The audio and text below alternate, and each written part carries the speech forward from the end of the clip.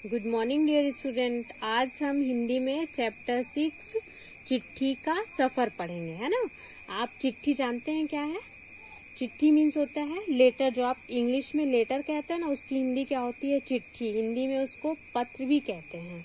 तो चिट्ठी का सफर ये पढ़ना है आपको। चिट्ठी का सफर, आप सोच रहे होंगे ना कि चिट्ठी का प्रयोग क्यों किया जाता था। वर्तमान में हम अपना संदेश मैसेज भेजने के लिए मोबाइल फोन का प्रयोग करते हैं। मोबाइल से मैसेज जो है तो सेकंडों में पहुंच जाते हैं, और जब हमारे पास मोबाइल अवेलेबल नहीं था तब हम अपना संदेश भेजने के लिए चिट्ठी पत्र का प्रयोग करते थे। तो चलिए पढ़ते हैं। अपनी 10-12 साल की जिंदगी में तुमने कुछ पत्र तो लिखे ही होंगे। इसमें कह रहा है कि आपसे पूछ रहा है कि आपने 10-12 साल की जिंदगी में कुछ पत्र तो लिखे ही होंगे। जैसे आप वो पत्र चाहे जो भी हो, है ना, एप्लीकेशन के रूप में जो आप लिखते हैं स्कूल में, हिंदी में, इंग्लिश में, वे पत्र अपने सही पते और समय पर किस तरह पहुंचे होंगे। अगर आपने अपने परिवार वालों को, अपने मित्रों को, अपने फ्रेंड्स को अगर लिखा है तो वो किस तरह से आपने लिखा है, तो जिसको भेजना चाहते हैं वो अगर आपसे दूर रह रहे हैं तो वो किस तरह पहुंचेंगे, यह बहुत सी बातों पर निर्भर करता है। अब वो पहुंचने के लिए देखिए कौन कौन सी बातों पर निर्भर करता है। जैसे कि चिट्ठी किस स्थान से किस स्थान तक पर भेजी जा रही है। जैसे आप जो चिट्ठी लिखकर भेज रहे हैं तो वो एक किस प्लेस से किस प्लेस के लिए भेजी जा रही है।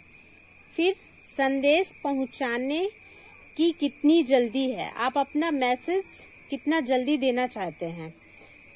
तुमने पूरा और ठीक पता लिखा है कि नहीं, आपने जो एड्रेस डाला है तो वो सही है कि नहीं, तुमने उस पर डाक टिकट लगाया है कि नहीं, आप उस पर डाक टिकट लगाए हैं कि नहीं, आदि ये सारी बातें एक पत्र को पहुंचाने के लिए निर्भर करती हैं।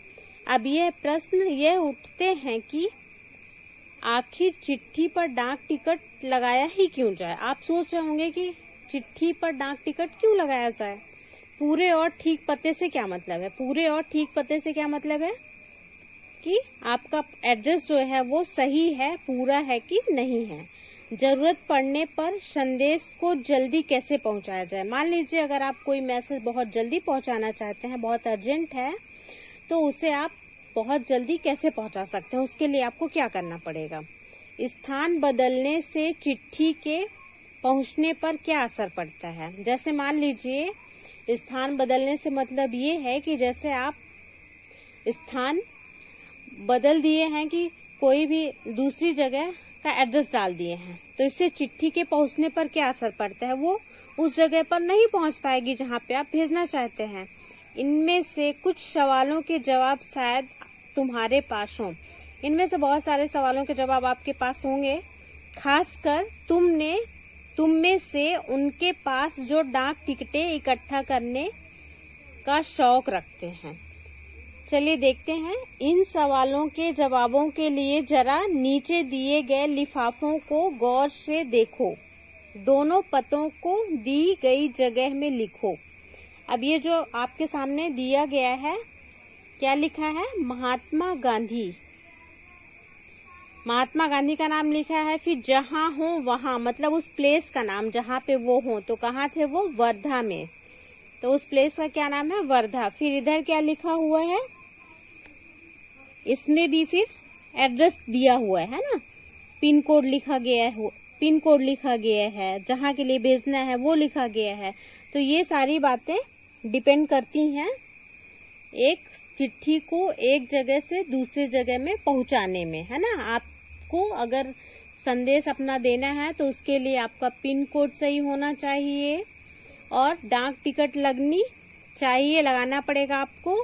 और क्या करना है, एक वो स्थान जहां आपको भेजना है वो सही होना चाहिए। ये सारी चीजें एक चिट्ठी को दूसरी जगह तक पहुंचाने पर निर्भर करती है। ठीक है, आज इतना ही, कल हम आगे पढ़ेंगे। ओके।